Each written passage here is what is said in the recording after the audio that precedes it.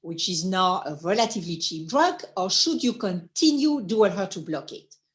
We don't have a real answer to the question because we don't have a clinical trial that has randomized patients between these two scenarios.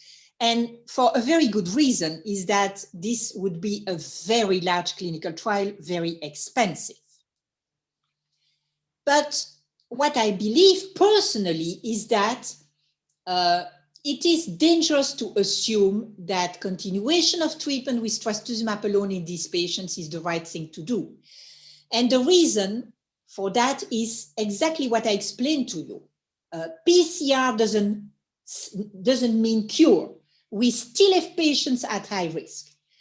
And on the other hand, the only solid data in terms of improving invasive disease-free survival, which is more important than improving PCR at the patient level, the only solid data come from the large adjuvant affinity study, which is using 12 months of dual HER2 blockade. So if you need to make some economy, because I know that financial issues can be very, very important, I think that the patients for whom it is not unreasonable to continue treatment after PCR with trastuzumab alone are patients who started treatment with small tumors and who were clinically node negative. I don't see that there are many such patients in Egypt. So if you have a lot of patients with large tumors and clinically positive nodes, I think it's safer, if you can do it, of course, to continue and offer these patients a full 1 year of dual HER2 blockade.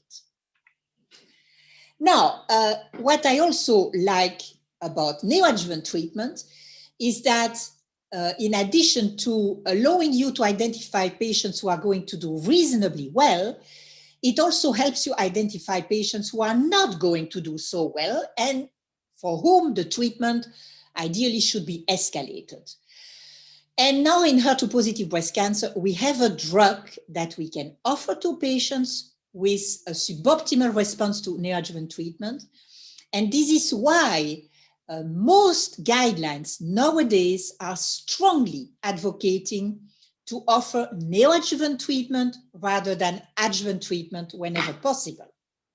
And this trial that has made such a big impact on treatment guidelines is Catherine, an elegant study, pragmatic, in which patients with HER2 positive breast cancer confirmed by a central lab and treated with flexible neoadjuvant chemotherapy and trastuzumab plus or minus a second anti-HER2 drug could then be evaluated at surgery. And in case they still had invasive residual disease, they were randomized to receive trastuzumab or T-DM1. So it's a large study, as you can see, 1,486 women, and stratification was done according to operability, use of single versus dual HER2 blockade, and nodal status at surgery. The ambition of the trial was to document a reduction in the risk of an invasive disease-free survival event by 25%, translating into a 6.5% absolute improvement in invasive disease-free survival. And as you know, the results were better than that. In fact, at a median follow-up of 3 years, you can see that the hazard ratio favoring the use of T-DM1 was 0.5, highly statistically significant, and the absolute improvement was very striking, 11%. And I think this is an important forest plot that you can find in the publication, at least important for my clinical practice, because I always had the question, should I really bother a patient with a long treatment with T-DM1 after surgery if she has not a PCR, but she has a very good response? If the disease at surgery is really small, like a small T1A or T1B tumor. And in fact, when you look at this table here, you realize that even these patients with small invasive residual tumors at surgery are not doing so well. They still relapse And the benefit that you can offer with T-DM1 in absolute terms is around 4%. And many patients would probably consider that a valuable improvement.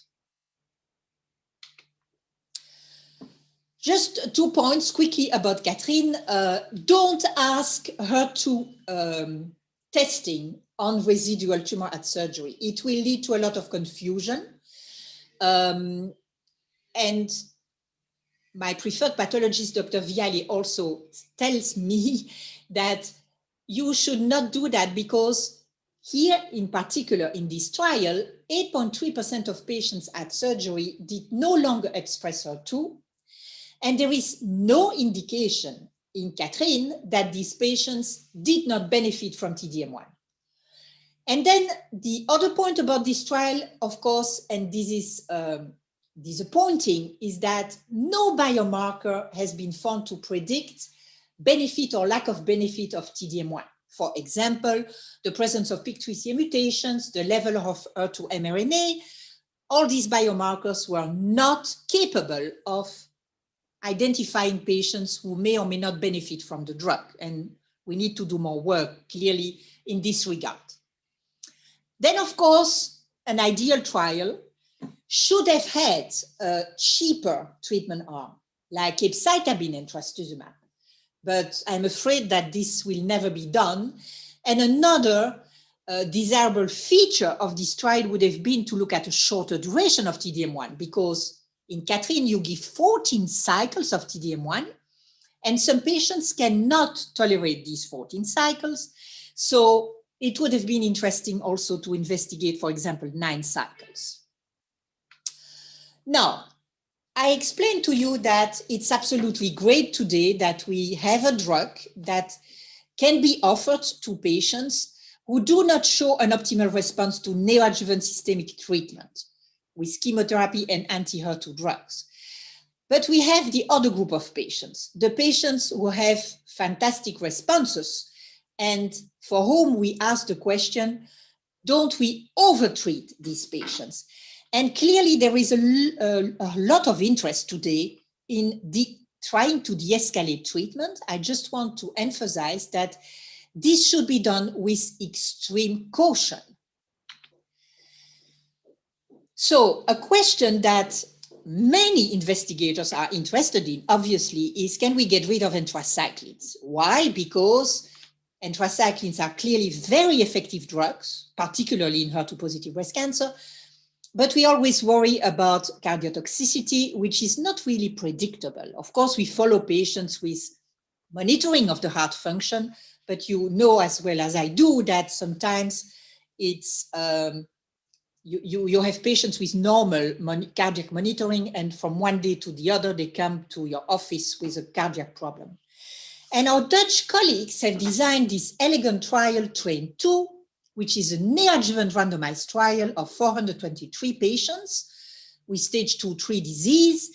In one arm, patients did not get anthracyclines. They got 9 cycles of paclitaxel carboplatin, with a particular schedule of paclitaxel given weekly, day 1 and 8, omission of paclitaxel on day 15, and carboplatin every 3 weeks, sorry. And the other arm was an arm with 3 cycles of FEC followed by the same paclitaxel carboplatin regimen.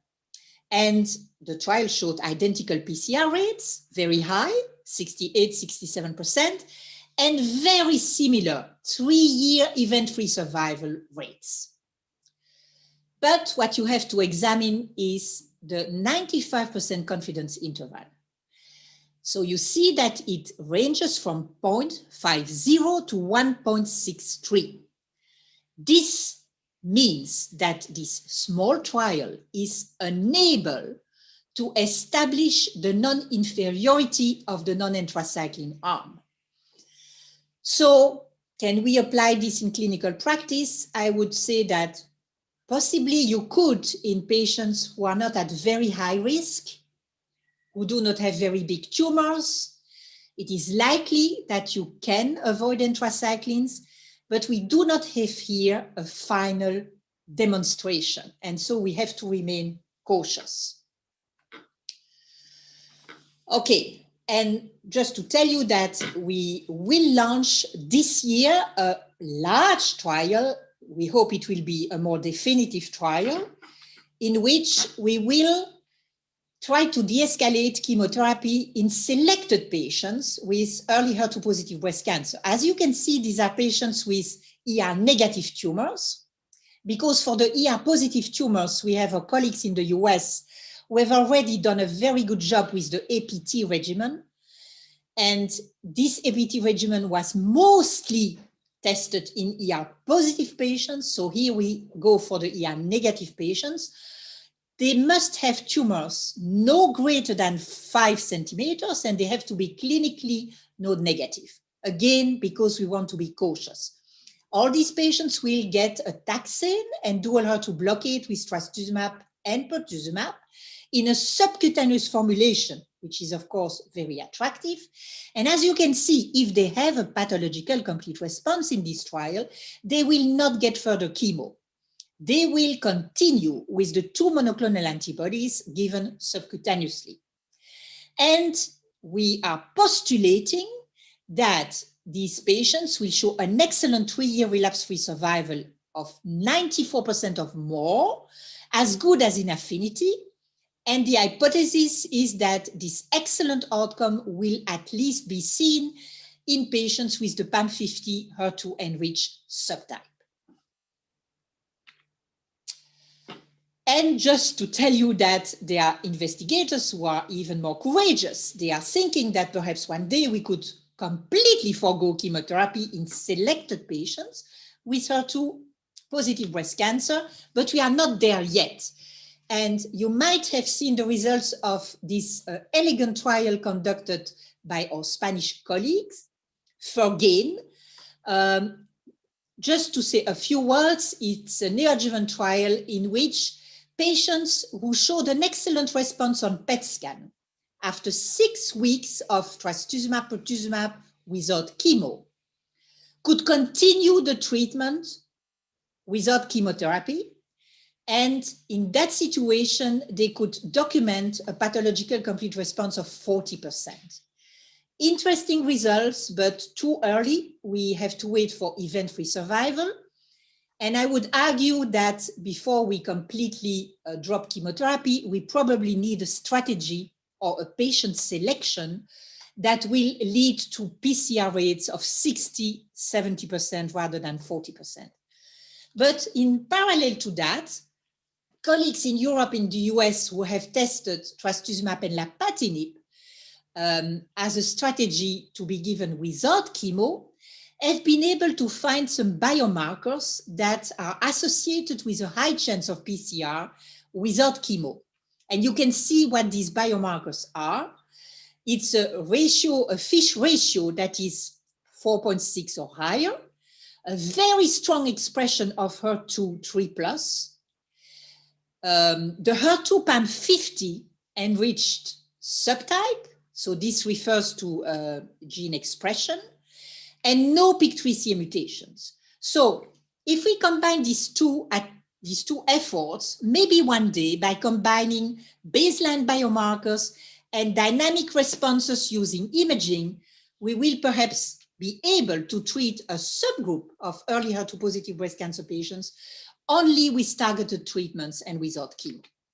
And the last and most important slide is this new treatment algorithm that is now being advocated by many guidelines. So in the clinic, the first distinction to make is between low-risk patients on one hand and intermediate high-risk patients on the other hand. For the low-risk patients, who are patients with small tumors, clinically node negative, current recommendation is to go to surgery and then adjuvant treatment with the APT regimen, which is paclitaxel 3 months and trastuzumab 1 year. You know that there has been a second trial where this paclitaxel trastuzumab regimen has been challenged by TDM1, but the results of this trial are interesting, but too early in my view. If we now turn to intermediate high-risk women, we can see that there is a distinction here between the really high-risk patients who are clinically node positive or the patients at intermediate risk who are clinically node negative. But for all these patients, what is recommended today is to go to neoadjuvant treatment first. And then, depending on the country where you work and what is possible, you can offer to these patients chemotherapy with trastuzumab or trastuzumab plus pertuzumab if they are intermediate risk, or you offer them chemotherapy plus dual HER2 blockade if they are demonstrated to be node positive. After this treatment, the patient goes to surgery, and then you can see if the patient has a pathological complete response, in which case the recommendation is to continue the same anti-HER2 treatment that you gave prior to surgery. So if you started with trastuzumab alone, you continue with trastuzumab alone. If you started with trastuzumab and pertuzumab, ideally you should continue with the same dual HER2 blockade after surgery. For the patients who do not experience a pathological complete response, there is the recommendation, of course, based on Catherine, to offer them T-DM1. Thank you very much, and I hope I wasn't too long, and I'm certainly open to any question you might have.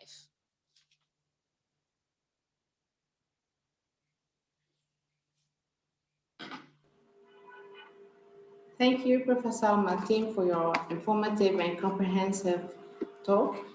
Our next expert speaker is Professor Ahmed Al-Bastawisi, Professor of Medical Oncology, Director of Research Center, NCI, Cairo University, and a medical oncology consultant at Bahia Foundation. He participated as a PI and PI in many breast cancer clinical trials with lots of publications. On today's sessions, he has two interesting case presentations. Please stay tuned. Thank you, Dr. Maha.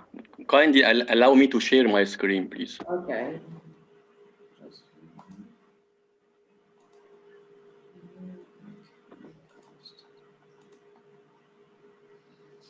You're welcome, Professor.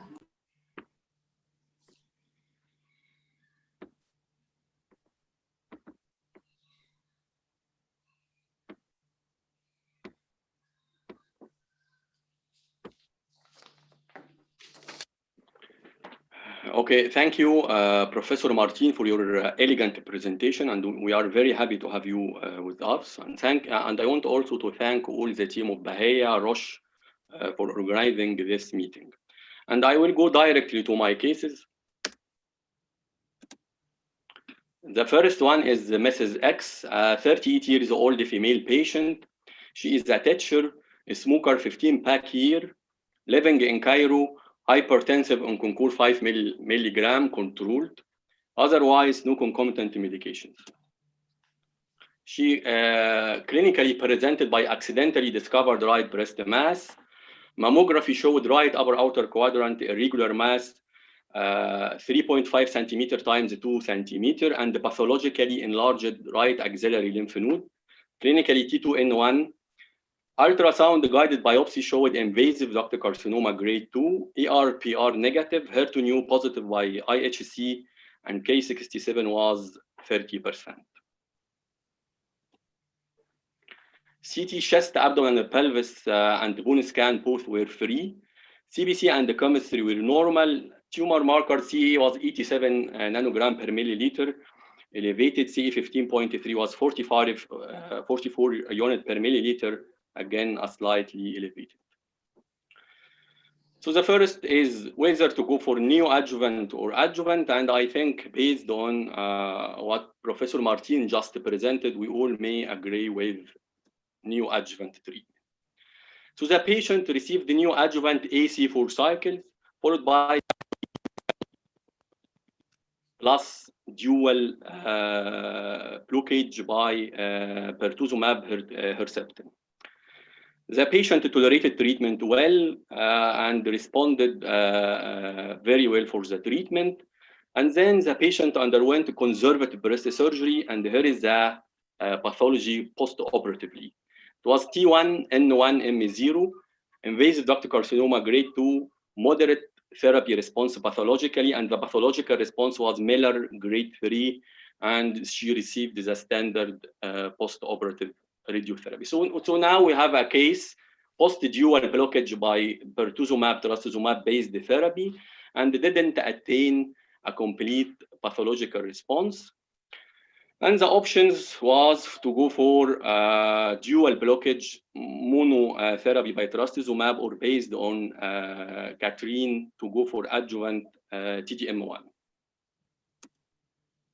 We at that time we recommended the patient to go for adjuvant TDM1. However, the patient was treated based on private insurance, so the sponsorship for Kadcyla was not approved at that time, and the options which was covered by the insurance was to go either for dual blockage to complete 1 year, or to go for monotherapy by trastuzumab. At that time, Professor Martin, if you have the, financial issues regarding the coverage of Kadcyla, what would you recommend in a patient with a high risk not attaining a complete pathological response post dual blockage? Okay. I don't know, but my video is not working. I think it's in that case, it's not at all unreasonable to continue dual HER2 blockade. It is a weakness of the Catherine trial, if you think, because I explained to you in my talk that if you start your neoadjuvant treatment with dual HER2 blockade, ideally you should continue after surgery. In this trial, all the patients received trastuzumab in the control arm. So we don't know what would have happened if the patients who at least started dual HER2 blockade continued dual HER2 blockade. And we know that 12 months of dual HER2 blockade can make an impact on outcome based on affinity. So I think it's not a disaster if you can offer continuation with dual HER2 blockade, it's fine. I don't think that there is any room for further chemo. The only situation where you could consider that is if for whatever reason the patient had not received anthracyclines, if you had decided to just give a taxane and dual HER2 blockade, and then she ends up with relatively significant residual disease. In that case, I think there are clinicians who would then still give anthracycline and then continue with HER2 blockade. But here you gave anthracycline and taxane. So in that situation, I think dual HER2 blockade is perfectly fine, but I prefer TDM1. Of course, I prefer TDM1 because of the clinical trial and the results, and because of the uncertainty of what I would get if I give this dual HER2 blockade under this particular scenario. Thank you, Professor Martin. So the patient was discussed about the importance of shifting to TDM1, and she decided to pay for Kadcyla herself. And this is what actually occurred. She started to receive Kadcyla and to pay for it with a good tolerance. However, unfortunately, 5 cycles later, after only 5 cycles of Kadcyla, she started to complain of persistent headache. MRI revealed brain mets, 3 parietal space occupying lesions, and the PET-CT showed no active distant metastatic lesions apart from brain lesions. And so the patient with a high risk disease received the dual blockage with anthracycline-based chemotherapy, didn't attain complete pathological response, and then was shifted to TDM1. However, she experienced a very early relapse. And the options which was discussed or which are being discussed now actually with the patient is doing staging by CT chest, abdomen, and pelvis, and the bone scan. We do not do routine brain imaging in HER2 positive disease, except if the patient have neurological manifestation. So we do not have data about brain, and the options may be, for example, brain radiotherapy and continue Kadcyla, based on the fact what is with this option is that the patient didn't do baseline brain imaging. She may be having occult brain mets at the start because she received the most potent treatment, dual blockage, TDM1. However, she experienced very early relapse. Again, if even she experienced early metastatic disease, she still doesn't have distant metastatic disease. We do not have good options. Why not to control the disease locally with radiotherapy, or to go for and continue systemic control with TDM1, which has also a privilege in metastatic brain disease. What is against this option, I do believe, is that even if the patient didn't do a baseline brain imaging and she was asymptomatic brain disease, however, she is now symptomatic. So so she is clinically progressing. The other option, we do not have, I do think that we do not have a lot of options for this early relapse after exhausting the most potent anti-HER2 drugs. What about the use of tucatinib cap, trastuzumab, based on the very important and very efficient results in brain disease, especially in metastatic brain disease. However, what is against also is that we are now, if metastatic, we are in the first line metastatic disease. And this regimen is getting approval in further line of metastatic disease. What about other options? CapLab, a very reasonable option, especially in regarding the finance. What about other new anti-HER2 drugs, margetuximab, or the new antibody drug conjugate, or any other options like trastuzumab lab? I want to hear from you, Professor Martin, about your insights for this piece. So thank you very much. Well, you know, I have a strong preference for option one. I will explain to you. We have some very good new therapies coming for metastatic HER2 positive breast cancer, and we will discuss that later. But I have a general principle, is that we clearly have a lot of interesting drugs in this disease, but the number is not indefinite.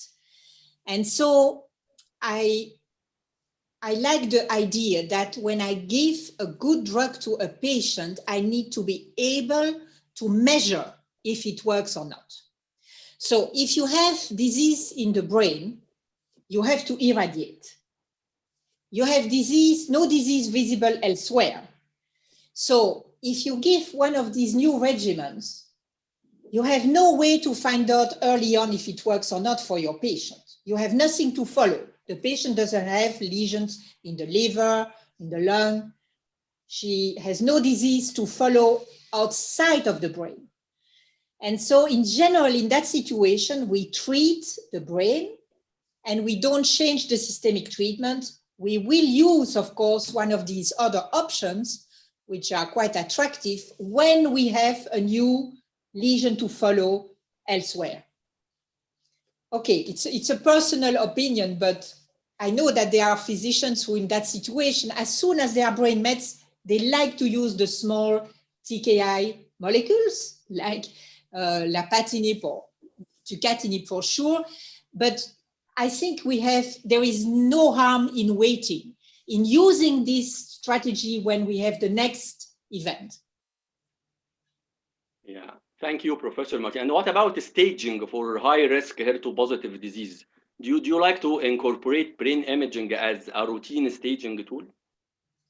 No, we do like you. It's not systematic now here. The thing that I found strange about this case is the high CEA.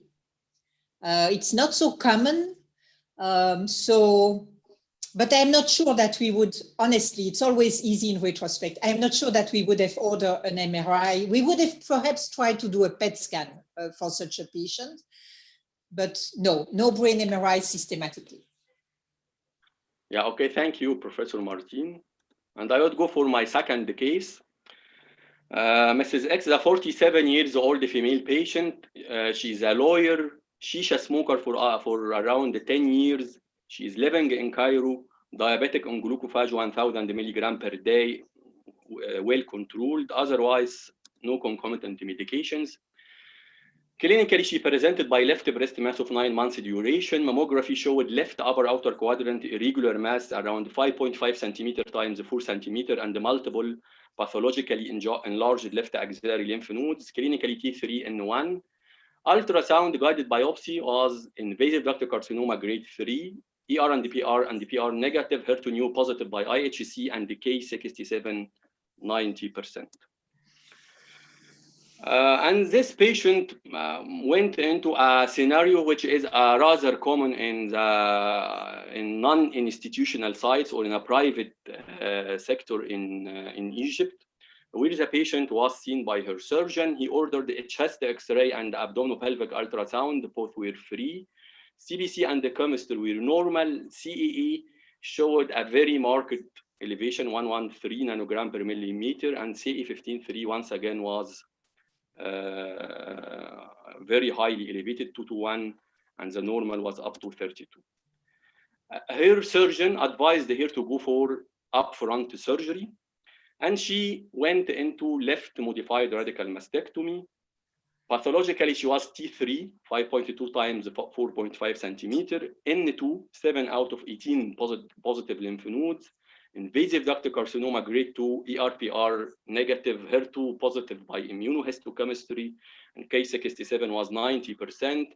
And then she was referred to a medical oncologist who ordered the PET-CT and repetition of HER2 by SESH, and it was done on both pre-operative and post-operative specimen, and it was once again amplified.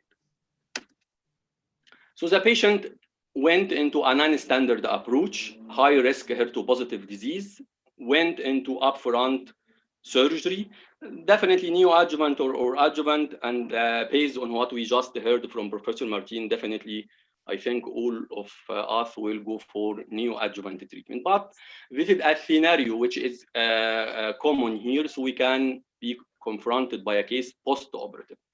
So which is systemic adjuvant treatment, chemo plus trastuzumab or chemo plus trastuzumab, pertuzumab. Again, I think it goes without saying that we would go for chemo plus dual blockage. She was advised to receive epiropsin and doxan 4 cycles, followed by weekly Taxol plus pertuzumab Herceptin. However, she came for us for second opinion, by the way, and then she went to her hospital to be treated by the insurance. However, her medical oncologist discussed with her the value of pertuzumab, and at that time, the only available data was the 3 years P.F.S benefit of affinity trial, and the medical oncologist discussed with the patients that yes, dual blockade may be of benefit. However, it has nothing to do with overall survival, and the improvement in disease-free survival is invasive disease-free survival is very marginal. You just will add financial and non-financial toxicities, and he advised the patient to go for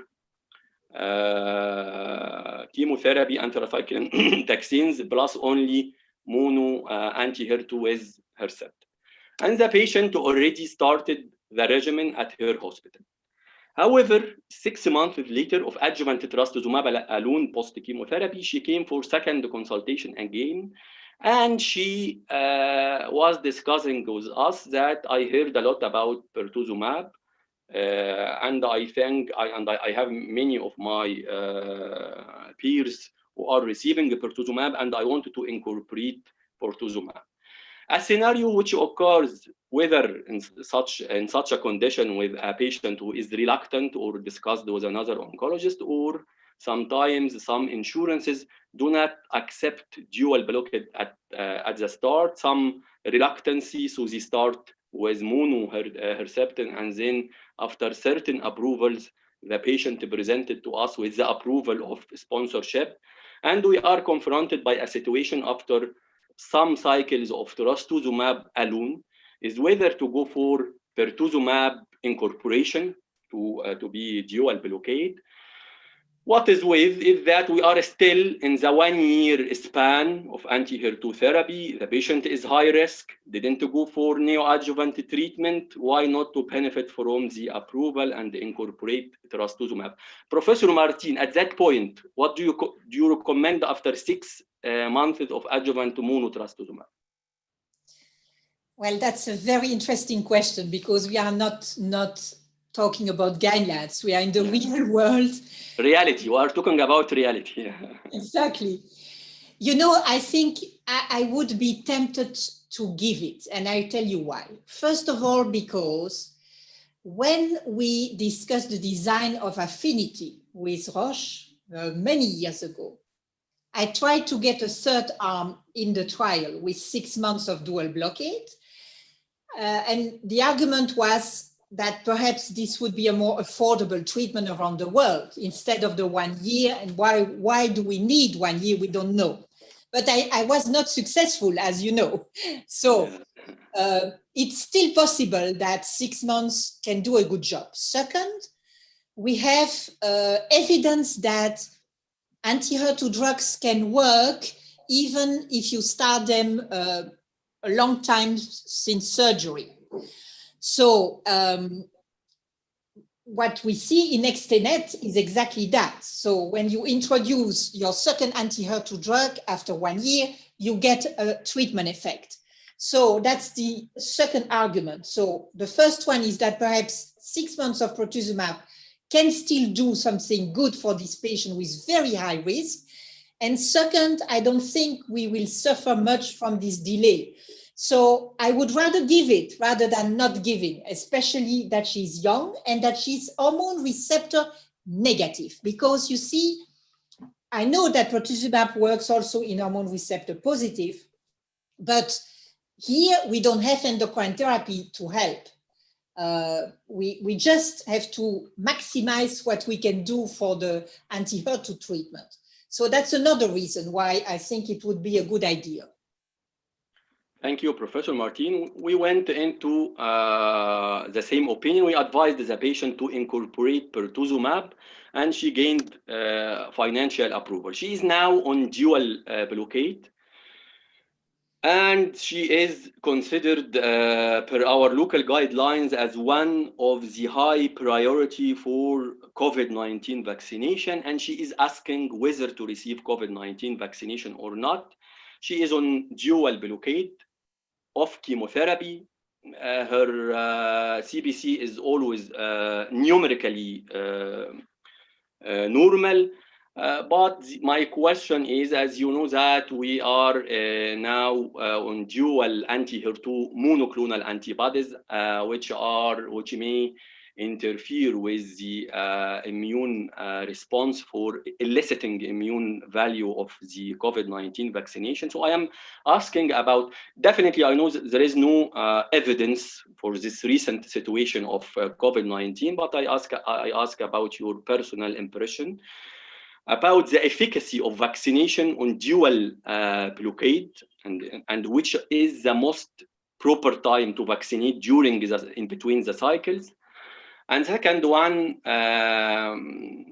is the tolerability. So I am asking about the safety and the efficacy of vaccination, and if you have the option to go for which would you go for, RNA-based vaccine or killed vaccine? Please, Professor Martin. Ooh, I think that's a very tough question. And you know, I clearly don't have an answer because this is a totally new field. I'm favoring vaccination, of course, for multiple reasons. Now, the question in this particular case, well, the patient has diabetes, right? So she has a comorbidity. If she would not have diabetes, now that she's away from chemo and she's just receiving the 2 antibodies, I think in that case, you could imagine that you can wait until she is off treatment and then vaccinate. But the problem is that she also has the diabetes, so maybe it's better to vaccinate. And then, you know, I've never seen problems with the influenza vaccination. that's the only experience I have. So we have done that in the past. When the winter comes, we vaccinate cancer patients in my institute, and we have done it with patients on this particular dual blockade regimen without problems. So I would probably go for it, but to tell you that this is totally without effects, that of course is impossible. And you have preference for each of which RNA-based Pfizer vaccine or killed vaccine or whatsoever? Do you have any preference, especially in cancer patients and especially in that situation? I'm not sure. I find the RNA-based vaccines very elegant, personally. Yeah. So, but again, I am not in a situation where I can give a very strong opinion, I think. Yeah. So now the patient is about to complete 1 year of adjuvant trastuzumab. She started pertuzumab around 6 months, and she is in the 17th cycle. Only one left cycle of trastuzumab to complete 1 year, whereas pertuzumab is only approaching 6 months. And she has, by the way, sponsorship for 1 year approvals. And the question now, to discontinue pertuzumab alone also after 6 months only, or to continue pertuzumab alone to complete 1 year. What is with the first option is that we have 1 year of anti-HER2 drug. We have the evidence for 1 year. Yes, it didn't pass into a standard scenario. However, she completed 1 year of anti-HER2 therapy, whether with monotherapy for some time, with dual blockade for another time. The other option is to continue what we have in clinical trials, definitely in an atypical scenario. We have 1 year of pertuzumab. We do not have a standard 6 months. But the other option, which is again, it's the second one, is we do not have evidence for mono pertuzumab post-dual, post-mono trastuzumab followed by dual blockade and so on. Yeah. At that time, what do you recommend, Professor Martin? So I would definitely stop pertuzumab because, as you said, when this drug was tried alone a long time ago in HER2 positive breast cancer, it didn't give any good results. And it was almost dropped. You know, it was very good that some investigators said we need to test the drug in combination with trastuzumab. So I would not continue, I would stop. If the patient had been hormone receptor positive, you know, our colleagues in the US, I found out, do something that is not at all evidence-based. But if these patients are young and very high risk and hormone receptor positive, they give neratinib. So they give trastuzumab, pertuzumab, and after 1 year of this, they give 1 year of neratinib. But that I find totally not proven, very expensive, and definitely I would never do that in a patient who is ER negative. So I would just stop and cross fingers. Yeah, and this is my second and the last question for this case.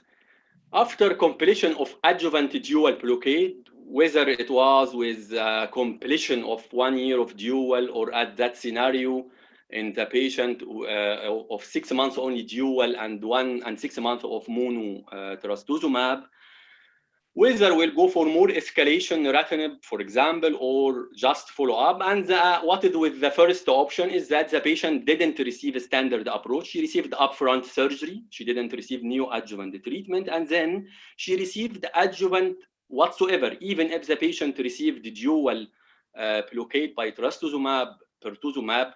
However, we do not have any endpoint to assess. As you said, we do not have data about pathological complete response. We received 1 year blindly of whatever anti-HER2 therapy.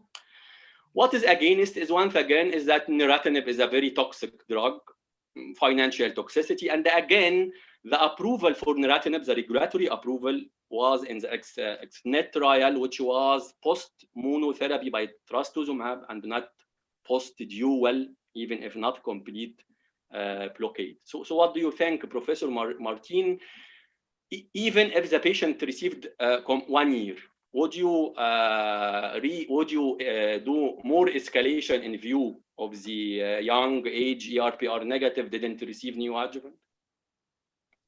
No, I explained to you that I don't think I would recommend this. It's a tough treatment. It will add financial toxicity. And really, when I look at the extended data, you know, the benefit was in 4+ nodes and hormone receptor positive. There was hardly any effect in hormone receptor negative. So I don't think I would recommend neratinib here.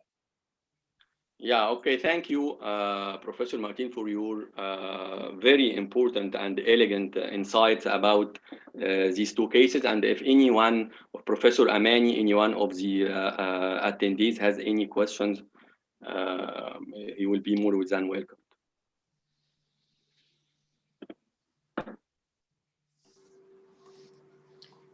Thank you, Professor Ahmed, for your elegant and interesting cases. Now, the next speaker will be Professor Martin Bicall, talking about updates in the management of metastatic HER2 positive breast cancer.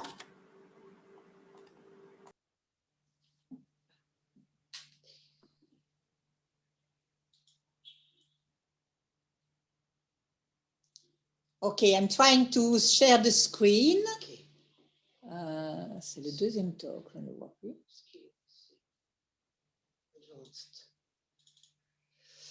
Ah.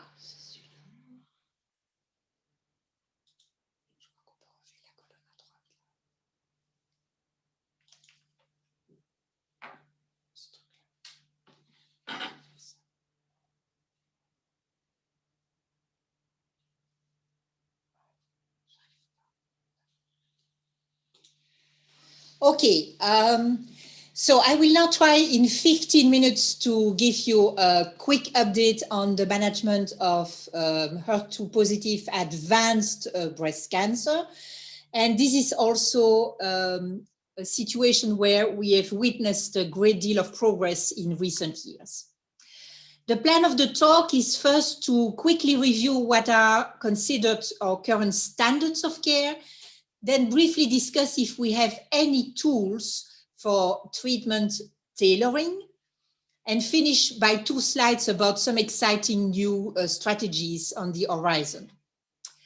So here what you can see are the 8 anti-HER2 drugs which have FDA approval today. Trastuzumab, of course, for many years now, pertuzumab, and then we have 3 antibody drug conjugates, T-DM1, the first one, and 2 more recent drugs, trastuzumab deruxtecan and trastuzumab duocarmazine. And then we have 3 selective tyrosine kinase inhibitors, lapatinib, the oldest one, neratinib, and more recently, this very interesting drug, tucatinib, which is a selective pan-HER2 inhibitor, so a more selective drug than the 2 other ones. And the question is, of course, with all these agents, how do we best sequence them in advanced disease?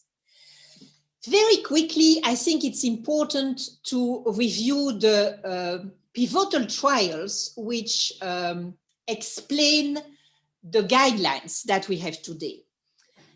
These trials are, first of all, Cleopatra, which, if you remember, compared docetaxel trastuzumab with docetaxel trastuzumab and pertuzumab. Then we have a second pivotal trial, Emilia, in second line, comparing the standard of care at that time, capecitabine lapatinib versus T-DM1. And then we have this trial for more heavily pretreated patients, Teresa, where T-DM1 was challenged by a regimen selected by the physician. And to make a long story short, you see that all these trials were remarkable in the sense that they demonstrated gains in overall survival. And coming back to the ESMO magnitude of clinical benefit scale that I have discussed with a lot of your colleagues in Egypt, what what you should know is that if you are able to show an overall survival benefit in a palliative setting, the ESMO magnitude of clinical benefit scale will reach the highest possible score of 5, meaning that these treatments are really important drugs with value, and that these drugs should, of course, be accessible to patients. Now, in terms of side effects, and that's important too, dual blockade is only slightly more toxic than single HER2 blockade. So the combination of trastuzumab, pertuzumab, apart from a little bit more diarrhea and rash, is extremely well tolerated. Cardiotoxicity is not significantly increased. T-DM1, as you know, is a drug with an excellent safety profile, although we need to pay attention to liver function tests and some cases of thrombocytopenia. And again, another problem that we will have to tackle better in the future is that none of these regimens is very effective against brain mets, and a lot of patients indeed could not enter the trial if they had uncontrolled brain metastasis. Now, the only problem is that at the time these trials were conducted, not all patients were optimally treated. And for example, in Cleopatra, there was minimal prior trastuzumab exposure. So many patients in Cleopatra had not received trastuzumab in the adjuvant setting, either because it was not available or because they presented with de novo metastatic disease. And this explains that if you use the Cleopatra regimen today, you will not see results as impressive as the ones highlighted on that slide. But nevertheless, this is the regimen that we should recommend as the first line for most of our patients, except those who show a relapse shortly after finishing their adjuvant treatment. The question about T-DM1 is also whether it's working after dual HER2 blockade, because if we go back to the Emilia study, in that particular trial, none of the patients had received dual HER2 blockade prior to T-DM1. And you can find some data in the literature that T-DM1 works in this situation, but the activity is definitely more modest than in Emilia. And then there is another question that we get very often. If for whatever reason the patient did not receive trastuzumab and pertuzumab with a taxane in first line, if the patient just received taxane and trastuzumab, is it then still time, is it still indicated to give dual HER2 blockade, which is obviously more expensive? And then we have a relatively small study of about slightly over 400 patients that compared capecitabine with trastuzumab to capecitabine with trastuzumab and pertuzumab, the FEREXA trial, and this trial failed to show an improvement in median progression-free survival. So it did not reach the primary endpoint, but there was an advantage seen later on in overall survival. So whether or not you think the data of this trial are strong enough, you could still consider proposing dual HER2 blockade beyond the first line regimen. I nevertheless think personally that T-DM1 is the treatment that we need to recommend in second line. Another question that we have very often, what about these patients with triple positive disease? How do we integrate endocrine treatment in the treatment sequence? I will give you my personal opinion. Here are two important trials that were conducted, PERTAIN on the left and Alternative on the right. So as you can see, these are trials initiated by academia. They are not very large. And the data are, in my view, not extremely striking. So if we first describe PERTAIN, we should emphasize that in this trial, the oncologist could start the patient on chemotherapy first. and then randomize the patient between endocrine treatment plus trastuzumab or endocrine treatment plus trastuzumab and pertuzumab. And what this trial showed was a modest improvement in median progression-free survival of 3 months at the expense of more diarrhea. This is, to me, not impressive enough to make this a standard of care personally, and I don't use trastuzumab and pertuzumab with endocrine treatment in my clinic.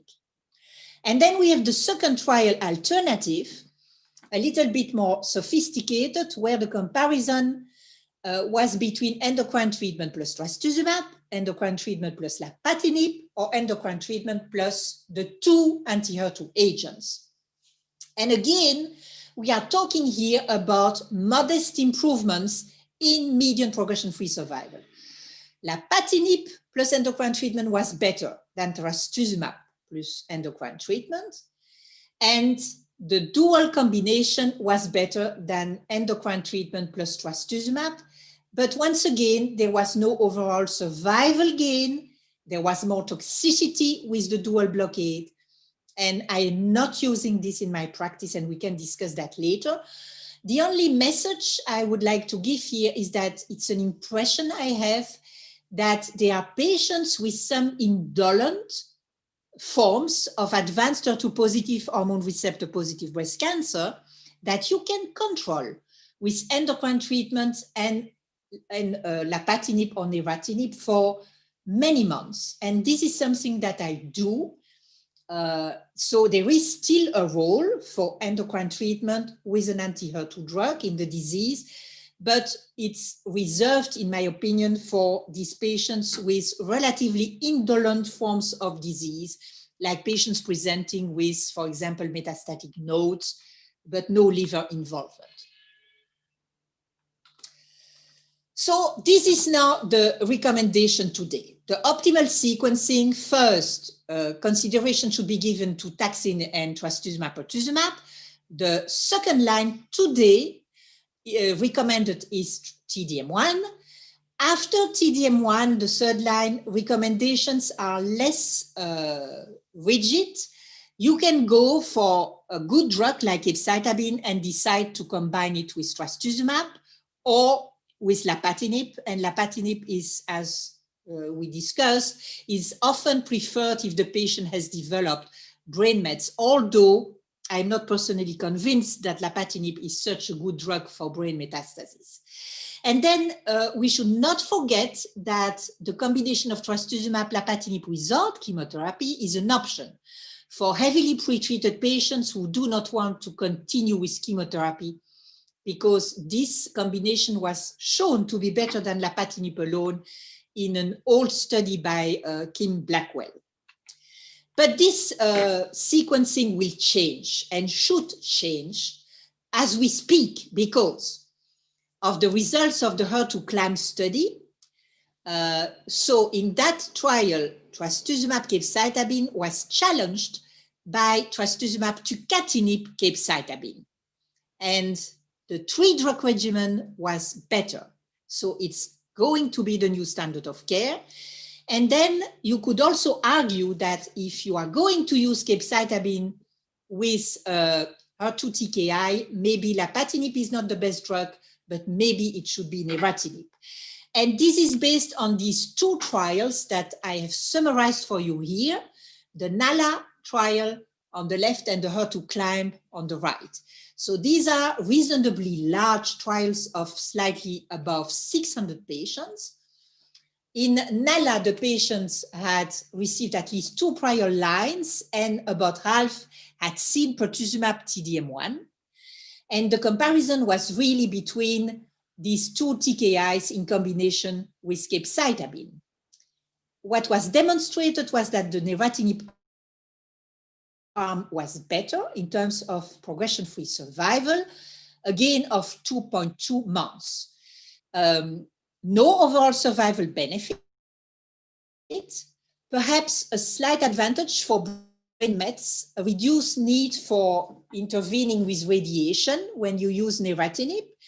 but more toxicity, as you can see, more discontinuation, and no improvement in quality of life. So really, again, I think this is a discussion to have with patients, and there might be patients who are still going to want to be treated with lapatinib to avoid the toxicity of neratinib, even if some progress has been done by the company in managing diarrhea. And the best way of managing diarrhea, I think you heard that, is to start the drug at a reduced dose for 4 weeks and then escalate. And then the HER2 CLIMB was, of course, a quite interesting trial, because here we not only see an improvement in progression-free survival, but we do see an improvement in overall survival with the addition of tucatinib, a 4.5-month survival improvement. And what was really nice about the trials is that it allowed patients with untreated brain mets to enter the study, or also treated brain mets. And it was demonstrated that for this particular group of patients, there was also an improvement in progression-free survival.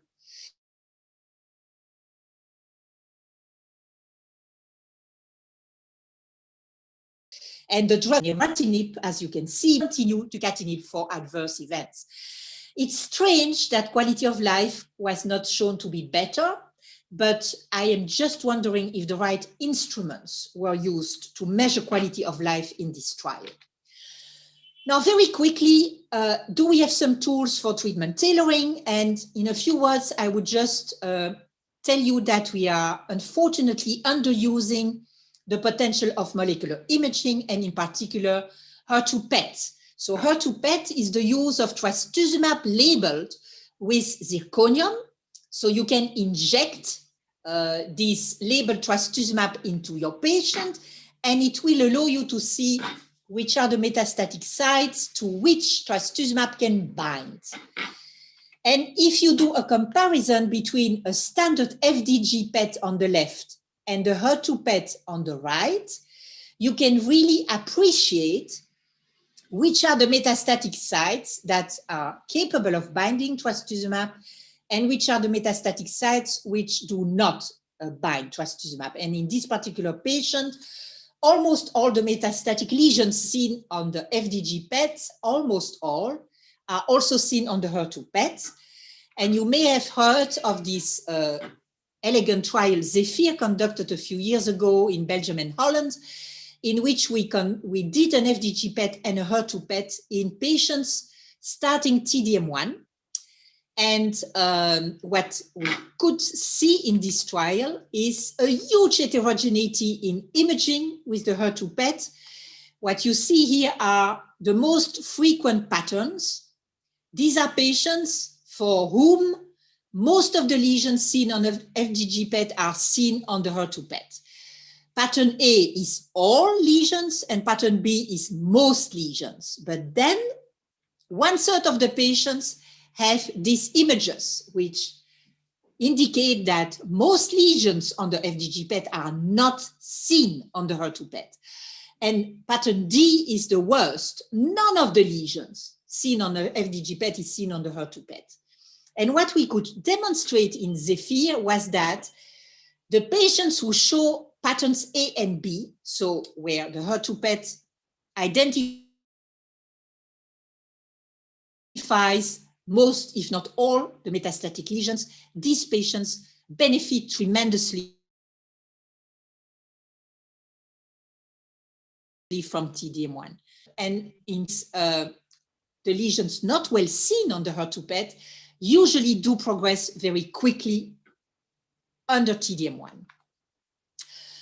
Now, of course, HER2 PET, you are going to tell me, is not accessible everywhere. It has a cost. Yes, the cost is between 2,000 and 3,000 euro, but it's also very expensive to treat a patient with 3 cycles of TDM1.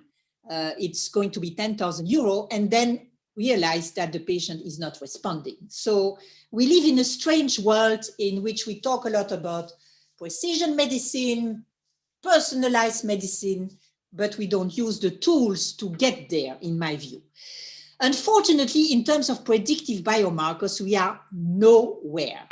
To make a long story short, we have been looking at a lot of potential biomarkers. First of all, the other membrane receptors on the surface of the cell, so the expression of HER1, of IGFR, of EGFR, downstream signaling biomarkers like PI3K mutations. We have been looking at tumor infiltrating lymphocytes, and to make a long story short, we have only prognostic markers and no predictive markers. So if you have a high HER2 mRNA level, you will do better. If you have PIK3CA mutations, you will do worse. If you have a lot of TILs, you will do better. But these biomarkers are not helping us because the regimens, the Cleopatra regimen or T-DM1, are also working in patients who do not have the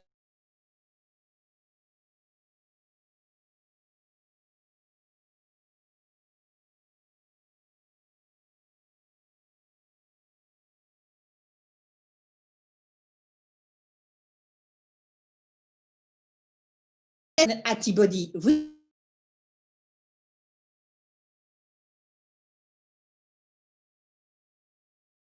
recently applied chimeric monoclonal antibody that will in fact enhance ADCC of the FC portion of the monoclonal antibody. And what we have learned is that antibody-dependent cellular cytotoxicity efficiency depends on FC receptor gamma polymorphism. And so you can have inherited a low affinity genotype or a high affinity genotype. In other terms, your immune cells can bind HER2 very strongly or not so strongly. But this new monoclonal antibody will allow a very strong binding in all circumstances. And there was a clinical trial, SOFIA, that showed a modest improvement of progression-free survival with margetuximab compared to trastuzumab, particularly if you have a low affinity genotype. There was no overall survival gain, but nevertheless, the drug has been recently approved in the United States.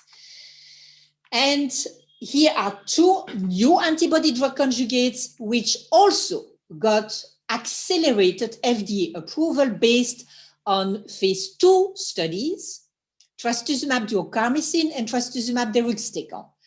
Of the two, perhaps the second is the most active, and you see the differences with T-DM1. In fact, the linker drug is cleavable in these two agents. It's not the case of T-DM1. The linker drug in T-DM1 is not cleavable.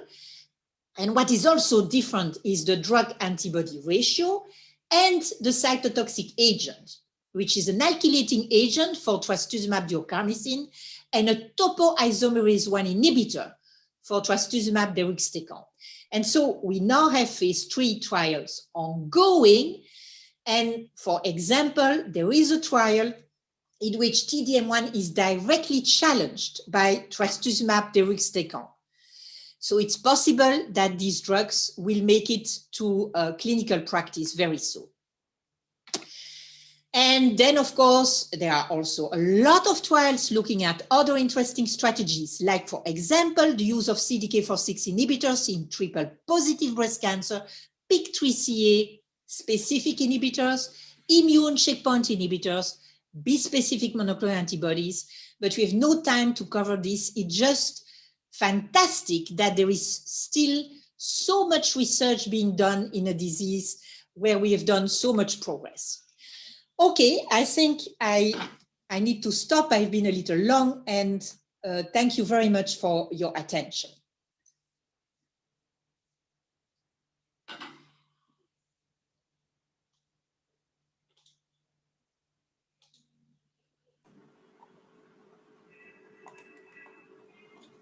Thank you, Professor Martin, for your elegant and valuable talk. Now our next session will be about another two interesting case presentations by Professor Amani Hilal.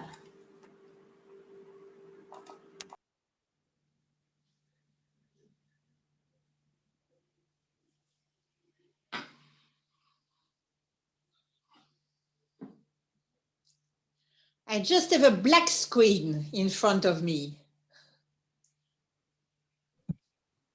I'm sorry, Professor Martin, please, Maha, let me share the screen. Yeah.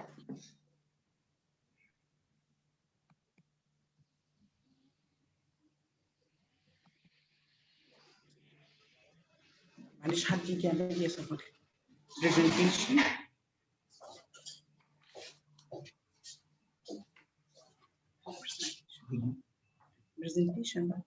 Presentation.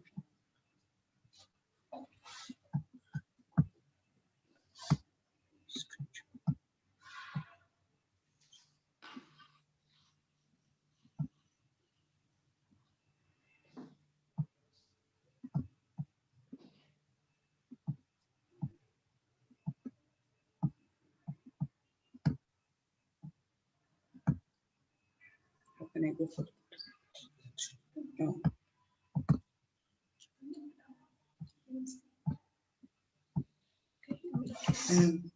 Thank you, Professor Martin, for the elegant presentations. I know we are slightly late. I'll try to go rapidly through the my2 case presentations. I know we have a lot of the drugs nowadays, but now I share with you 2 cases from the real life where we don't have access to all of the anti-HER2 new drugs. The first case is a 40-year-old lady coming in 2016 with left breast mass and known to be luminal disease, underwent wide local excision, axillary lymph node dissection, and went with 2 centimeter tumor, N0 disease with N0 lymph nodes, and the patient received post-operative chemotherapy, post-operative radiotherapy, and LHRH tamoxifen for ER positive, BR positive, HER2 negative, and TI 67% disease. And unfortunately, 1 year later, the patient presented with right palpable breast mass. Clinically, the mass was 5 centimeter in a small breast, and the biopsy come with invasive duct carcinoma grade 3, ER negative, BR negative, and HER2 news overexpressed by the immunohistochemistry. And the patient received the neoadjuvant TCH for 6 cycles, followed by right modified radical mastectomy with a Miller grade 4 response with the residual invasive tumor of 0.5 centimeter and the N0 lymph nodes with therapy effect in only 1 lymph node. At this time, of course, we don't have an access to the pertuzumab for the neoadjuvant setting, and we don't have an access to the TDM1 to be completed as the patient didn't go into the pathological CR. And I just want to ask you, would you go for TDM1 for a patient with a very good response, but not a pathological complete response like this patient? Yeah, that's a very good question.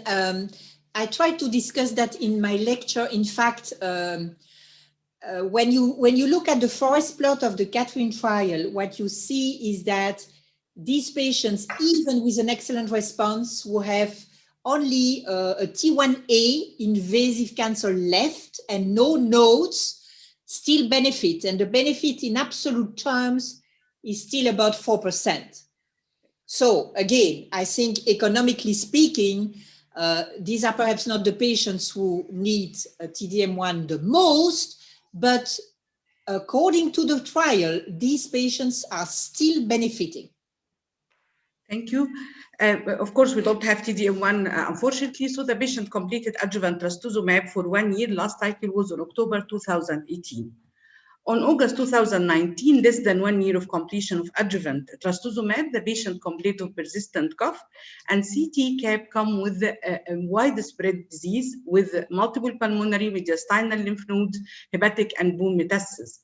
And so the patient went for a biopsy of the liver metastasis, showing adenocarcinoma primary breast origin, ER positive, BR 1%, and HER2 is positive by immunohistochemistry. Now we are in dilemma. The patient relapsed in less than 1 year of the completing her treatment. And the in M31 trial and even in Cleopatra trial, they allowed only patients who received previous trastuzumab with treatment-free interval of 1 year. Media trial, I know TDM1 is superior to lapatinib, but again, we don't have an access to TDM1. So we are in a very big dilemma. What do you think, Professor Martin, in such a situation? So, well, clearly TDM1 is the best choice, but if you don't have access to it, I think I would probably turn to a small TKI, because there are clearly patients with HER2 positive breast cancer where you don't see very good, as expected, very good outcomes when you use the anti-HER2 monoclonal antibodies. And suddenly in these patients, when you switch to a TKI, you can see much better responses. So the biological reason behind that could be that some HER2 positive cancers have overexpression of mucin and do not then, for that reason, have an easy access to these big molecules. And as soon as you use a small TKI, you can see very good responses. So I guess in that case, you could favor perhaps to switch to lapatinib and capecitabine rather than trastuzumab capecitabine. Thank you, Professor Martin. That's what happened. The patient received the lapatinib and the capecitabine with very good initial clinical response regarding the cough, which was distressing for the patient. But unfortunately, at 4-month evaluation by the CT, there were regressive disease of the lung disease, but very progressive disease of the liver and bone metastasis. And again, the same dilemma. I don't have access to the TDM1. The patient couldn't go for, and she doesn't have an insurance. It's not covered even by insurance, normal insurance in Egypt. So in this situation, what you would prefer? I know we're only using two anti-HER2, trastuzumab and lapatinib. That's what we have in the for the treatment of metastatic HER2 positive breast cancer. Well, just a small comment that I don't know if you can change the situation in Egypt, because perhaps by referring to the ESMO magnitude of clinical benefit scale, because in some countries, I am always shocked to see that there are drugs with very little value that are covered financially, and then some drugs with a high value that are not reimbursed. And that is very, very frustrating. So coming back to this patient, if you don't have any other anti-HER2 drug and no access to a clinical trial, because you know there are clinical trials around now with these new antibody drug conjugates, maybe then you need to be creative with the chemotherapy and hope that changing the chemo might help the patient. And then after capecitabine, what we use very often in Belgium is eribulin. I don't know if you have access. If not, vinorelbine. I think eribulin is just a slightly better vinorelbine. But vinorelbine, I think, is a good drug, and the tolerance by patients is not bad. So that's a possibility. I cannot remember, did the patient receive anthracyclines with the first cancer? Yes, with voluminal disease. She received anthracyclines. Okay, but what we have done sometimes with some success is also to use encapsulated anthracyclines. I don't know if they are available, like Doxil. Yes. We do that, and you can even use it together with trastuzumab. It's pretty safe. Of course, you need to monitor the cardiac function. And then what we also use, but usually we wait for that because it's a treatment that is a little bit more difficult for the patients, but we also use platinum at a certain point in time as one of the 4th or 5th lines of therapy.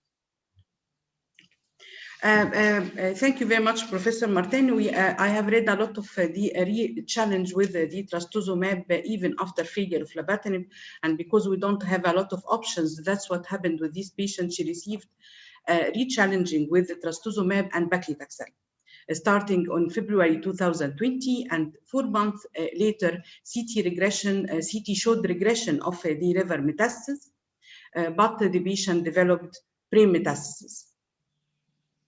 The patient went for the palliative radiotherapy, and yes, I have heard from you that you advise at that situation to keep on the systemic treatment as long as the systemic disease is controlled, and the brain mets go for the radiotherapy for the proper local control.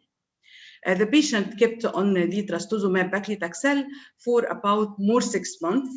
The CT evaluation showed stable disease of the lung, liver, and bone metastasis, but unfortunately with progression of the brain metastasis, and this was only a few days ago. What's your recommendation now? Should I go back to the lapatinib and the changing the chemotherapy, or we can change the chemotherapy with the trastuzumab having progression-free survival of about 11 months? Well, you know, I don't think that we can be very scientific here with a specific recommendation. It's very difficult to tell at this point what is going to be most effective. Sometimes in these patients who start to get very tired of these chronic therapies, I try lapatinib and trastuzumab together. And you know, that has been a weakness of the development of lapatinib. There was too much confidence in the drug. And maybe one of the problems is that in many trials, they used lapatinib alone and then compared to trastuzumab. With tucatinib, the company was smarter. If you remember, in the HER2 climb, they didn't remove trastuzumab from the regimen. They added tucatinib. And I think there is probably some magic there in this combination. So that could be a possibility, and the patient would like it, probably. Thank you very much, Professor Martin. I'll go very rapidly with the case number 2. She's 30 years old female, married with 2 young girls with a relevant family history, presented on December 2015 with left breast mass. Clinically, it was a T4N1, and the biopsy was invasive duct carcinoma grade 2, HER2 enriched subtype. CT cap showed single left femoral neck osteolytic lesion, which was proved by the bone scan. For our MDT, we became 2 teams. One team wants to go for radical treatment, being oligometastatic with only a single bone met, while the others believe that once the disease is metastatic, it should go for the palliative treatment. So what do you think, Professor Martin? I think this patient has to be considered metastatic, and therefore, if you can give the optimal regimen, this optimal regimen is taxane, trastuzumab, and pertuzumab. That's definitely the best regimen to offer. Where I have to be honest with you, in young patients who present with oligometastatic disease, we are more aggressive than in other situations. So we start with systemic treatment, and we make sure that there is a very good response. And we wait at least 9 months to make sure that there is not an early progression. And if we are in this particular situation of a very good response and no progression after 9 months, then we call our colleagues from radiation and we ask them to irradiate the single bone met. If the patient had a single liver met, we would ask also the surgeon or the radiotherapist to help. But this has become fashionable. A lot of cancer centers do this. It makes sense, but it's not evidence-based. So again, I think in patients who have financial means, it's okay to do that. If the patient would have to pay out of pocket this treatment, I think we have to be very cautious because we have not yet demonstrated that we increase survival. But clearly in my center, we are not always evidence-based, I have to confess, and it would clearly be a patient where I would start with trastuzumab and dual blockade, taxane and dual blockade. In case of a good maintained clinical response, I would definitely ask for irradiating, hoping that she will be a long-term survivor. I do agree with you, Professor Martin. We don't have an evidence base till this point. All are retrospective trials and only small 2 randomized trials. And I think there are a lot of ongoing trials trying to answer this question if local treatment in metastatic disease can benefit from the survival. But I think we are impressed by the very small metastasis, single bone mets, and very young age of the patient. And the MDT decision was to go for systemic treatment and look for the response, and then we can decide whether to go for mastectomy or not. And the patient received, we don't have an access to dual blockade, of course, so this was 5 years ago.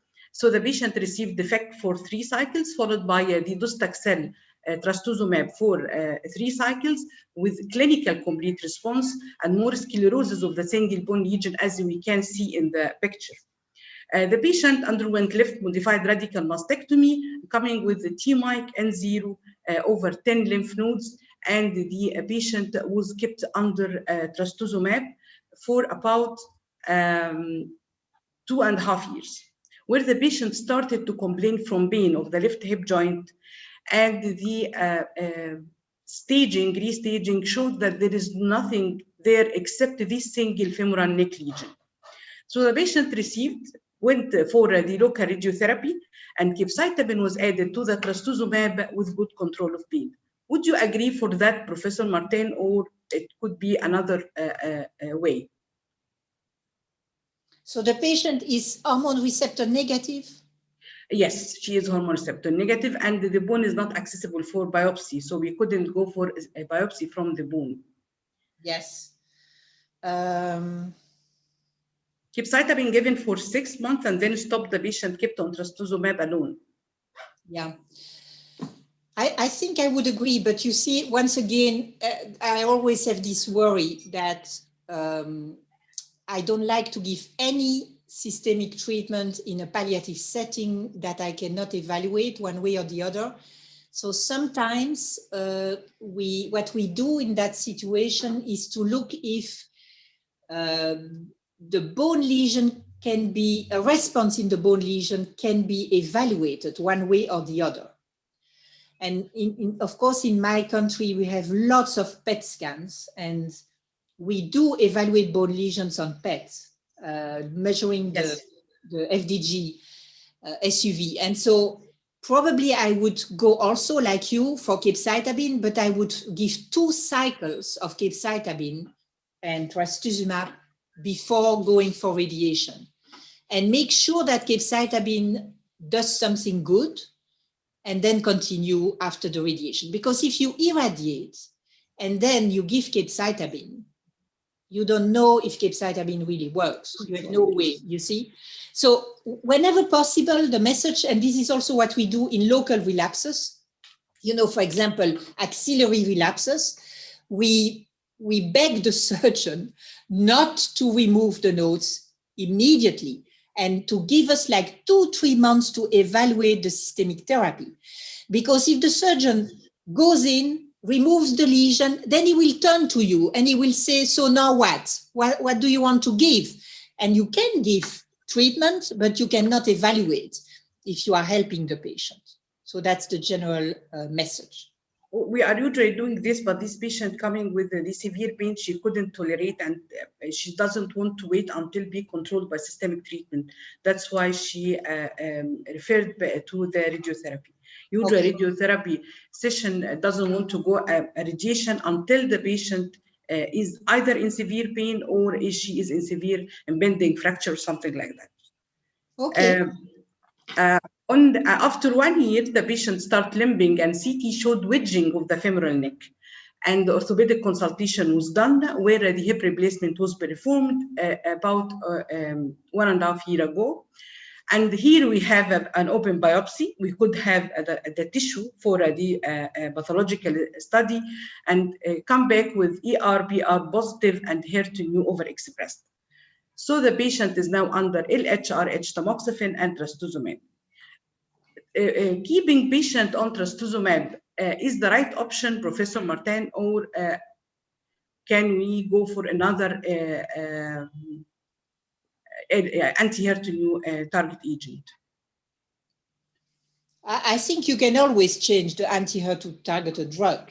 But indeed, what we never do is stop the anti-HER2 strategy. You know, so either patients keep with trastuzumab or they change, but we never stop the anti-HER2 treatment. So she can continue on LHRH, tamoxifen, trastuzumab until progression. Yes, absolutely. Thank you very much for your sites. It was very fruitful webinar, and I hope to can see you again. Thank you very much. Thank you so much. Thank you and bye-bye. Bye-bye. Thank you.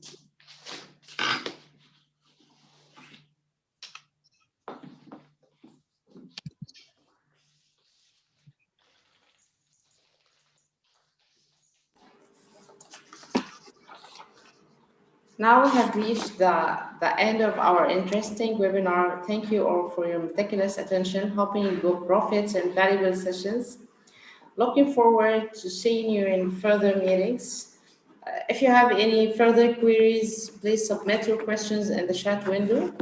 Unfortunately, we have limited time, so we can pick some questions. Please, we need the consultants to keep their cameras open so we can pick some questions for answer. Thank you.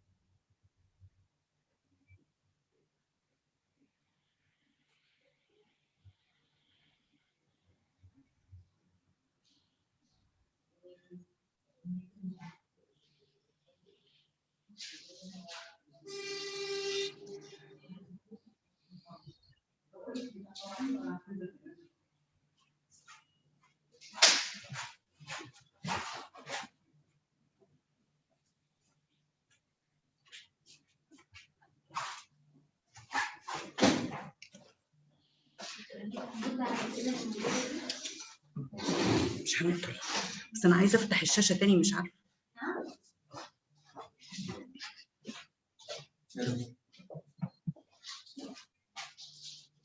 افتحها ازاي ولا اعمل ايه ولا ايه؟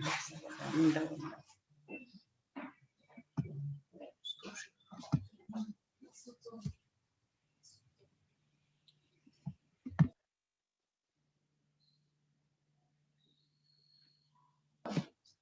Okay, Dr. Ma, can you make me share my screen, please? I'm mute.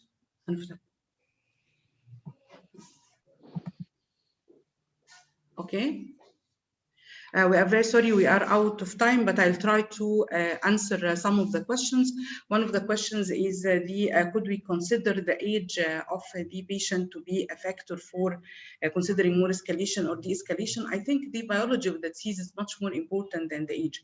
As long as the patient has a very good general condition, the biology of the disease is much more important than just a young or old age of the patient. We are very sorry, the case discussion took a lot of time, hoping to see you again in the upcoming webinars of the Bahia Foundation. Thank you very much.